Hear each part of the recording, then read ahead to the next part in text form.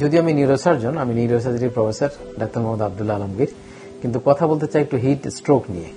Heat stroke directly আমরা এই পর্যায়ে যদি নাও যাই, আমরা এটুকু বলতে চাই যে সেটা হচ্ছে যে এই ধরনের তীব্র গরমে যখন আমাদের কি করণীয় আসলে মধ্যে, যেমন আমি প্রথমত যেটা বলতে চাই সেটা হচ্ছে যে 3 ক্যাটাগরিকে ভাগ করতেই হবে। সেটা হচ্ছে যে একটা হচ্ছে কম বয়সী বাচ্চা, ছেলে বা মেয়ে, মধ্যবয়সী ছেলে বা মেয়ে, এবং বৃদ্ধ বয়সের ছেলে বা মেয়ে, পুরুষ বা মহিলা। এগুলো কিন্তু খেয়াল করে খুব কথাবার্তা বলতে হবে, চিন্তা করতে হবে সেরকম ভাবে। কেন?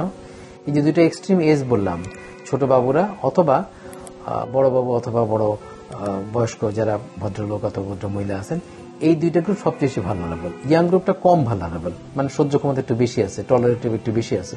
বাংলাদেশ তো একটু গরমের দেশ, সুতরাং আমাদের সবারই কম বেশির অভিজ্ঞতা আছে, কিন্তু এবারে গরমের পরিমাণটা অনেক অনেক বেশি। আসলে এই গরমের জন্য আমাদের প্রথম যে কাজটা করা উচিত সেটা হচ্ছে যে সতর্কতার সঙ্গে বাইরে চলাফেরা করতে হবে। বাইরে যখন আমরা যাব তখন যদি আমাদের সাথে ছাতি থাকে, যাদের কোনো ট্রান্সপোর্ট আছে তারা ট্রান্সপোর্টটা ব্যবহার করবেন, এবং রোদ থেকে নিজেকে দূরে রাখতে হবে, এবং অন্যরা যে দূরে থাকেন সেই ব্যবস্থা করতে হবে। পানির পরিমাণটা যথেষ্ট পরিমাণ থাকেন এটা খেয়াল করতে হবে।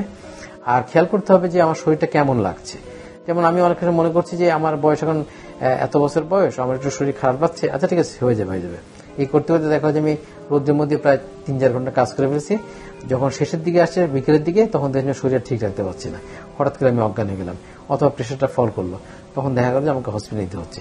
এই অবস্থায় যদি আমরা কেউ না যাই, আমরা আগে যদি বোঝার চেষ্টা করি যে শরীরটা কেমন লাগছে, প্রয়োজন মধ্যে কাছাকাছি কোনো ডাক্তারকে দেখে নিয়ে অবস্থাটা বুঝে নেওয়া যে আসলে আমার এখন প্রেশার কিরকম, টেম্পারেচারটা কেমন, সমস্যা হচ্ছে।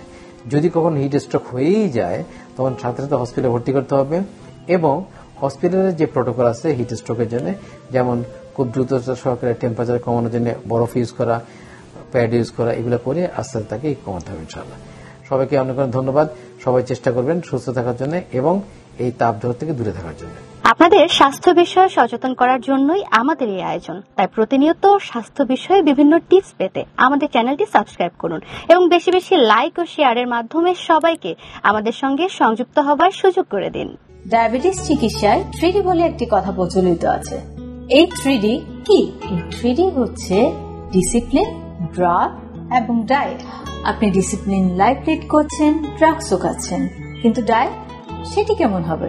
এই বিষয়ে সঠিক পরামর্শ দিতে পারবেন একজন পুষ্টিবিদ। তাই এই বিষয়ে সমন্বিত সেবা দিতে রয়েছে আমরা।